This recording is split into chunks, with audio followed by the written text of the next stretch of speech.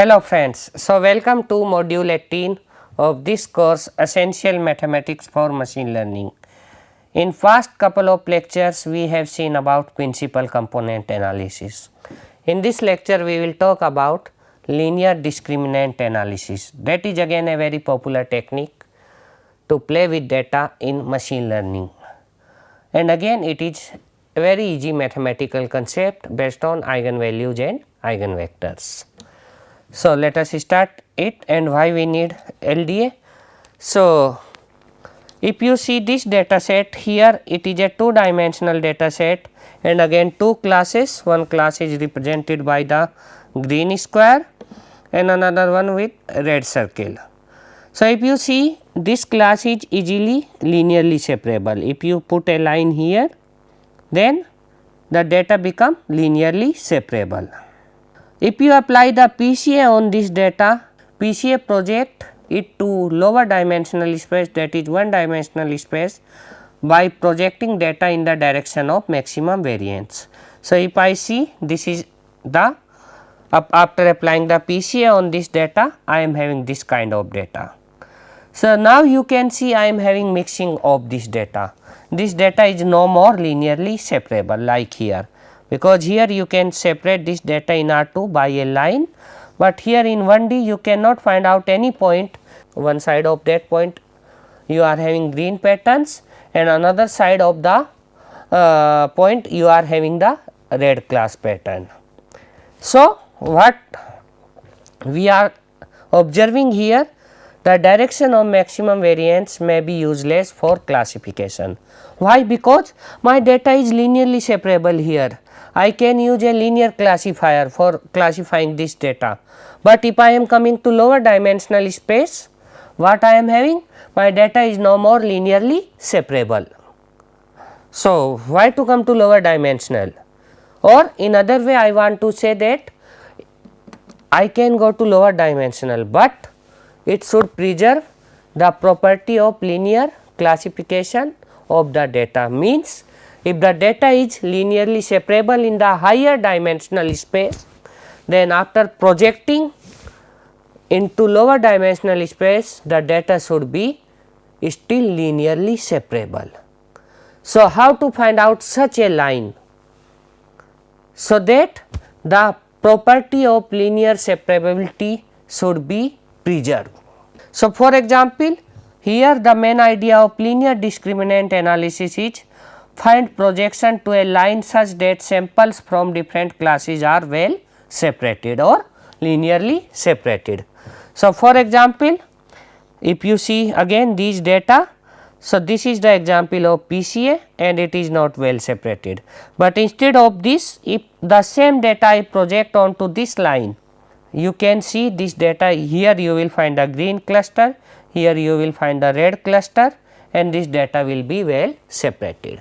So, now the objective of linear discriminant analysis is to find out the direction of such a line for a given data set. Like the objective of PCA was to find out the direction of maximum variances. Here the objective is different, find direction such that if we project the data on the line on those directions or on the subspace of those directions, the data should be well separated. So, this is the idea of linear discriminant analysis. Now, in this lecture we will learn how to do it, and again I told you like PCA it is very easy, just we will play with eigenvalues and eigenvectors of the matrix. So, let us see here, if I am saying that after projection my data should be well separated or linearly separated, then one can say okay, in that case what should we have? We should have small clusters like here of the data, or not small cluster, but the centroid of the data after projection should be far away from each other. So, for example, if you see here, this mu1 is the centroid of the data in 2 dimension, means before projection, and mu2 is the mean of the data before projection for class 2. So, I am having 2 class data, and then if I project it onto x axis, means onto a horizontal line, this mu 1 cap and mu 2 cap are the centroid of the data after projection to the horizontal line. So, similarly mu 1 tilde and mu 2 tilde are the projection of mu 1 and mu 2, that is the centroid of the data of different classes before projection to after projecting onto a vertical line.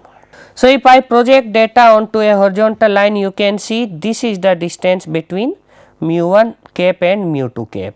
If I project onto vertical line, this is the distance between mu 1 tilde and mu 2 tilde.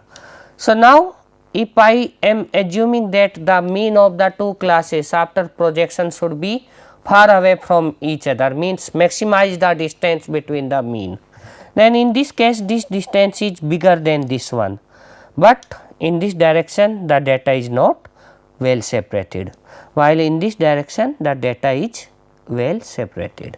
So, the concept or the idea which we have taken, that larger the distance between the mean of the two classes, the better is the data will be well separated after projection. No, it is not true due to this example.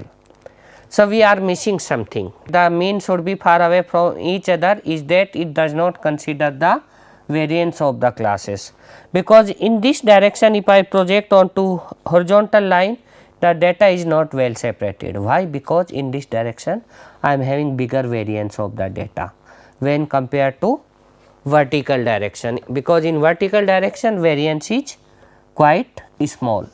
So, I have to normalize this idea, that is the mean should be far away from each other after projection by the variance. How to do it? So, how to normalize it? So, concept of LDA is clear to you by now. Now, suppose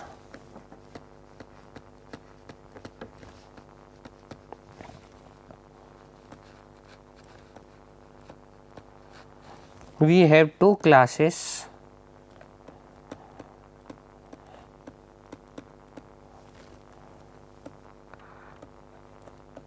and a d-dimensional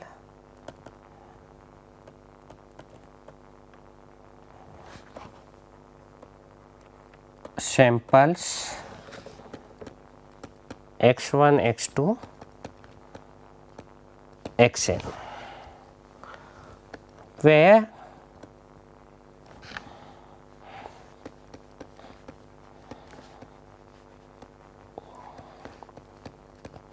N1 samples are coming from class 1. So, let us say this class is C1 and N2 samples are coming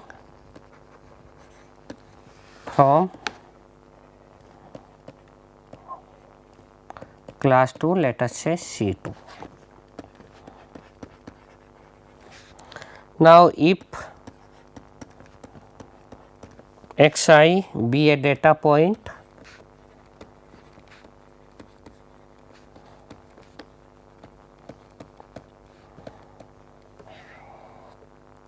so what N1 samples are coming from class 1 and N2 samples are coming from class 2. So, N1 plus N2 equals to N. Now, if xi be a data point, then its projection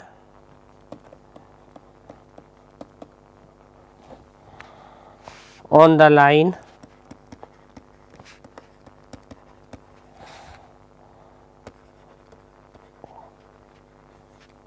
having direction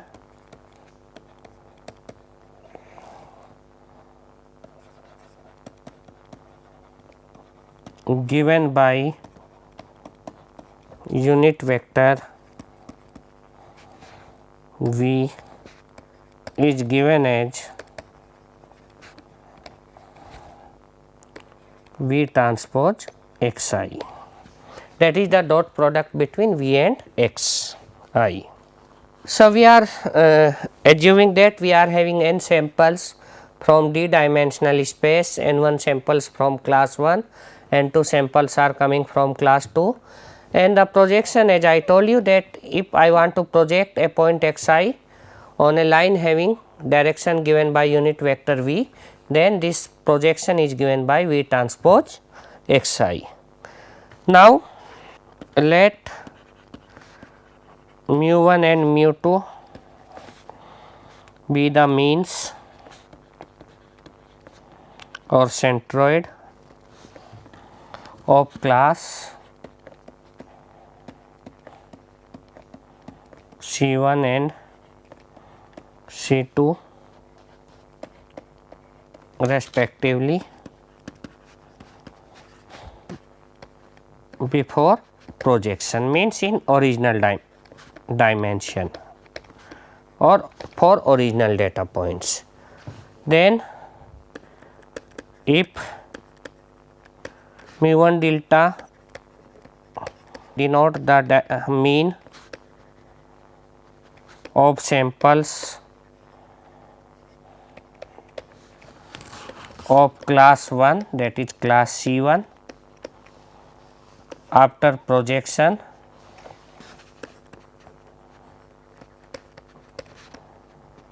then what we are having,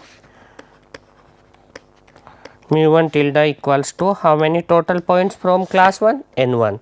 So, 1 upon n1 summation all points belongs to class 1.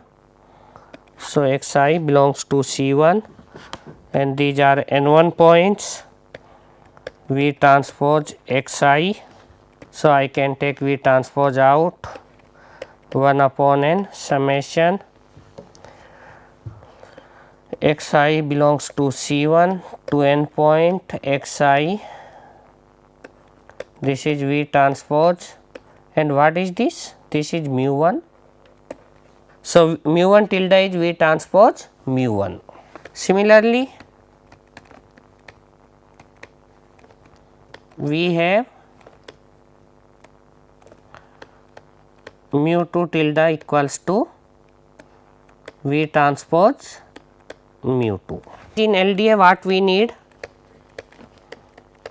In LDA we need to normalize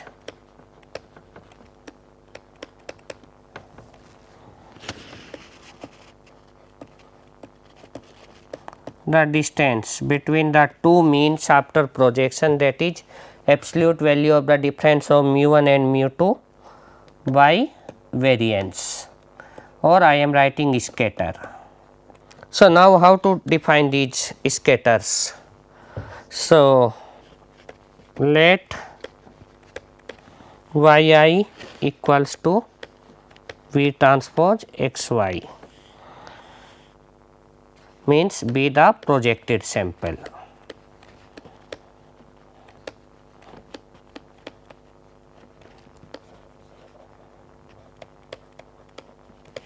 So, then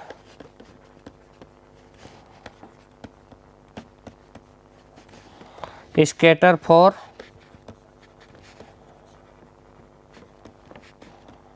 samples of class C1 is given by, let us say S1 tilde square, and this is yi belongs to class C1 and then yi minus mu 1 tilde whole square. So, it is variance only, just we have not taking 1 upon n1 here. Similarly, for class 2 it will become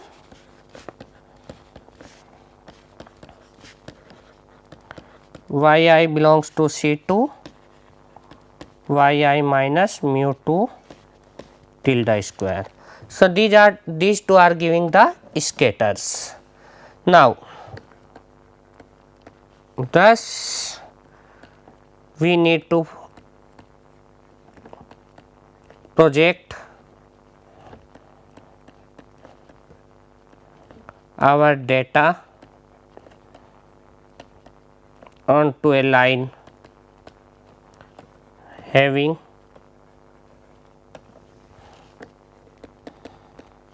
direction V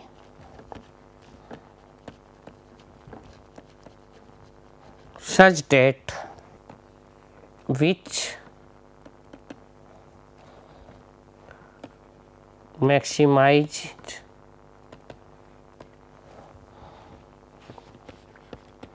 so something like this. So, what it should maximize. So, instead of absolute I am taking the square. So, the same thing happen. So, it will say you that mean of the two classes after projections are far away from each other. So, distance between the two means after projection we are maximizing, while we have to normalize it. So, what it is saying? It is saying that the class 1 scatter after projection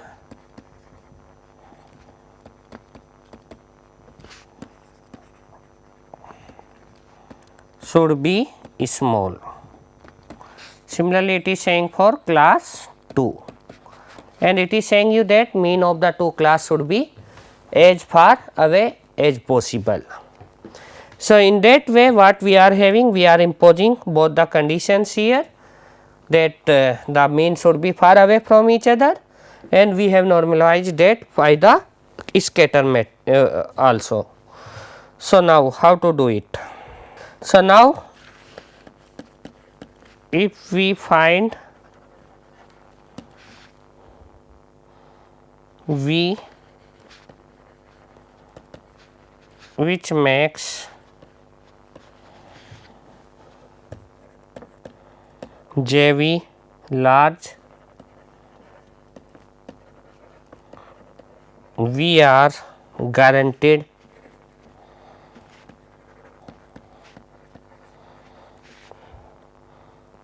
that the classes are well separated.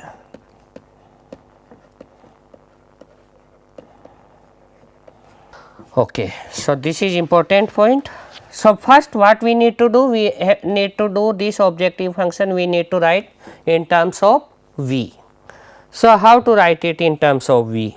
So, now what we are having? We are having JV equals to mu 1 tilde minus mu 2 tilde square upon S 1 tilde square plus S 2 tilde square.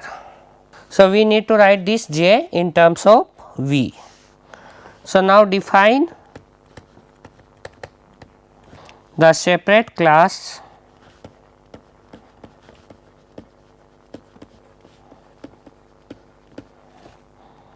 scatter matrix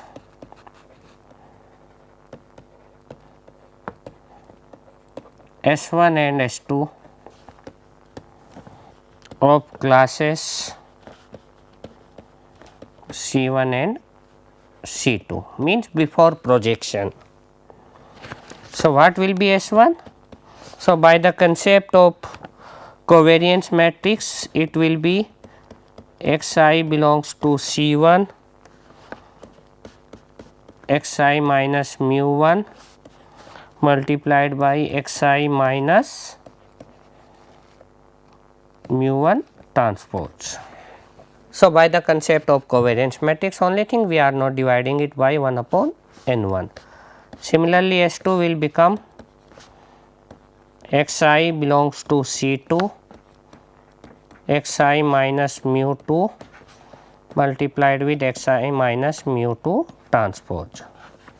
So, what will happen using this? We will be having two matrix S 1 and S 2. So, once you are having these two matrix, now define within class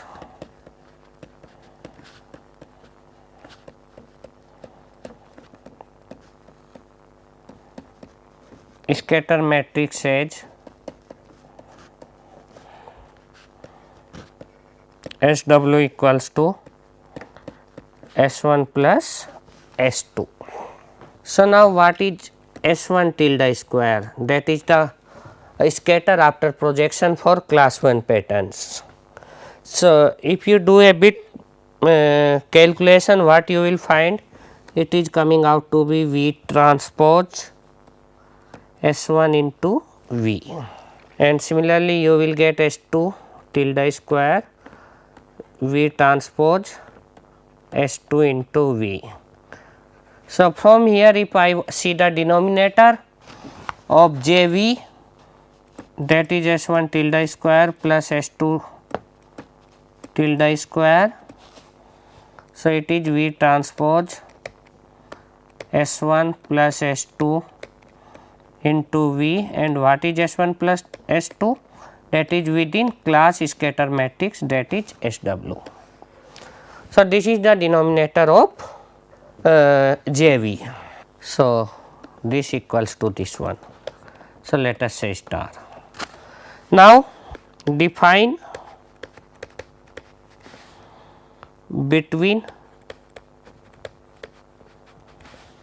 the class scatter matrix.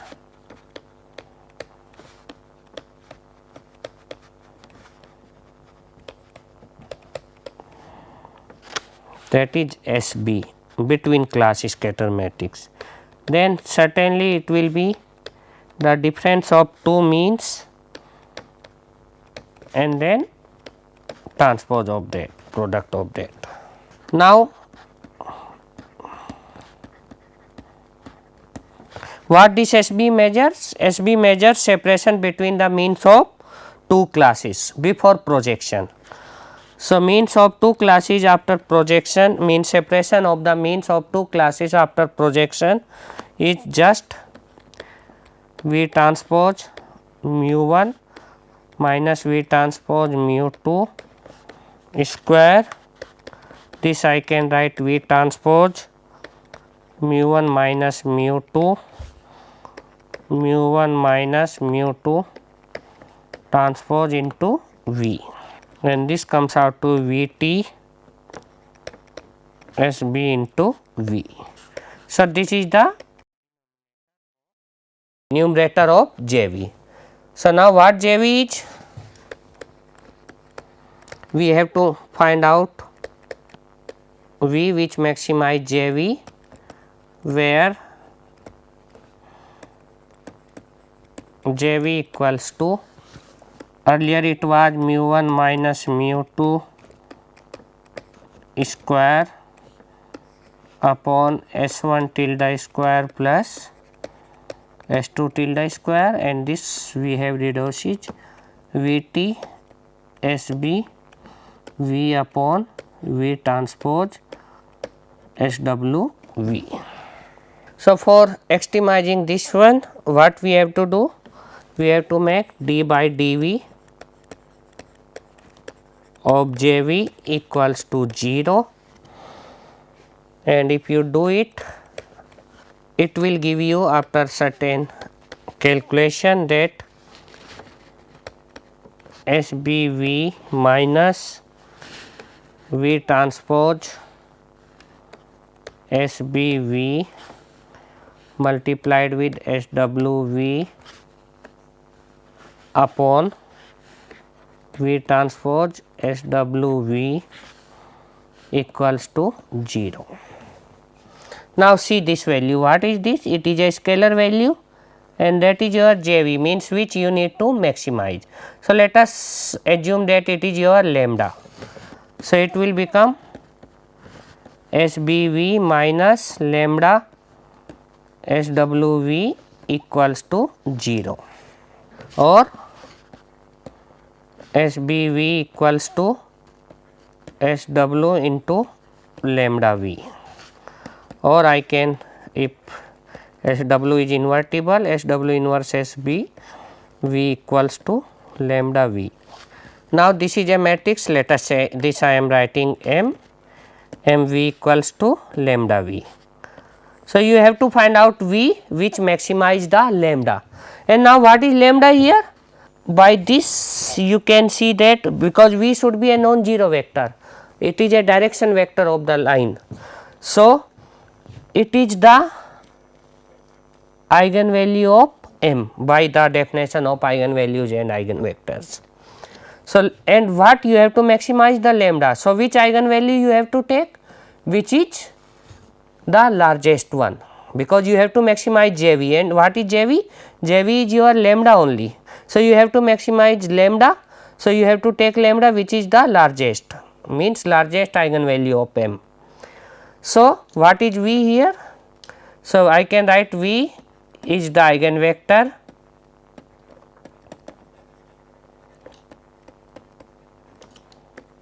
of SW inverse SB, SW inverse SB corresponding to largest or biggest eigenvalue. So, what you do? Samples are with you, you can easily find out capital SW and capital SB, because capital SB will come from the means and capital SW will come from the scatters, from the covariance of two classes. So, once you are having capital SW matrix and capital SB matrix, then you can easily find out SW inverse into SB. So, V is the direction given by the eigenvector of SW inverse SB corresponding to the largest eigenvalue. So, this is easily you can calculate. However, more we can do more manipulation in this, that what you are having, you come out SBV equals to lambda SW into V. So, if SW is full rank, that is inverse exists, SW inverse SBV equals to lambda V. But what you are having, for any vector x, SBX for points in the same direction,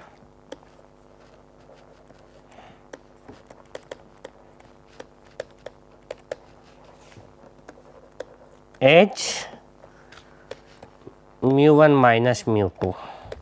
Why? Because SBX equals to mu 1 minus mu 2, mu 1 minus mu 2 transpose into x, and it is because mu 1 minus mu 2 transpose x will be a some scalar. So, alpha mu 1 minus mu 2. So, SBX is some scalar times mu 1 minus mu 2. So, they points in the same direction. So, what I can do? So, from here I can make that in that case V equals to SW inverse into mu 1 minus mu 2. So, even though you no need to calculate SB, because SW is there, once you are having SW, find out the inverse, and the direction of V is given by the product of SW inverse with the vector mu 1 minus mu 2. If W is not full rank, then you can make use of some kind of pseudo inverse in this case. So, let us see an example of this. So, suppose I am having this data, we are having total 11 points, class 1 has 5 samples. So, C1, these 5 1 2 2 3 3 3. So, these are denoted by these blue points. Similarly, class 2 has 6 points given by these coordinates. So, this is a 2 dimensional data, and I want to project this data onto a line in 1D, so that it should remain as linearly separable, well separable. The base separability should be guaranteed. So, what you do first? You arrange these data points into 2 separate matrices. So, here I am having 5 samples. So, it will be a 5 by 2 matrix and it will be a 6 by 2 matrix. Let us say this for class 1 I am saying C1, for this I am saying class C2. If you see in PCA project onto this line, and you can see here the data is not well separated. So, Now what you do, you are having C1 which is a 5 by 2 matrix. So, I am continuing with the same example, and C2 which is again a 6 by 2 matrix. So, it will be having 1 2 and then 5 5. So, blue points, and it is 1 0 6 5 means red points. Now, you compute mu 1. Mu 1 is the mean of this class C1 patterns. So, it comes out to be 3, which is the mean average of this column, and average of second column 3.6. Similarly, I calculate mu 2. Mu 2 comes out to be 3.3, which is the average of this column, and then 2 and 2. Now, calculate S1. So, S1 is the covariance matrix 4 times covariance matrix of C1, and this comes out to be 1 10 8 8 and 7.2. Similarly, S2 will be 5 times covariance of C2. So, from these two columns you can easily find out covariance of C2, and this comes out to be 17.3, 17.3, 16, 16, 16. So, here SW within class scatter matrix is S1 plus S2, and this S1 plus S2 becomes 27.3, 24, 24 and 23.2. Now, SW inverse becomes 0.39 minus 0.41 minus 0.41, 0.47. Now, from the previous derivation, what is the line V which maximize JV?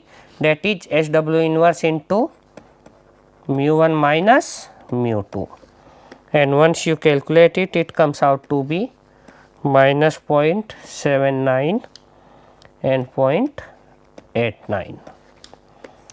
So, this is the line, and then you can project all the points there. So, I have given here.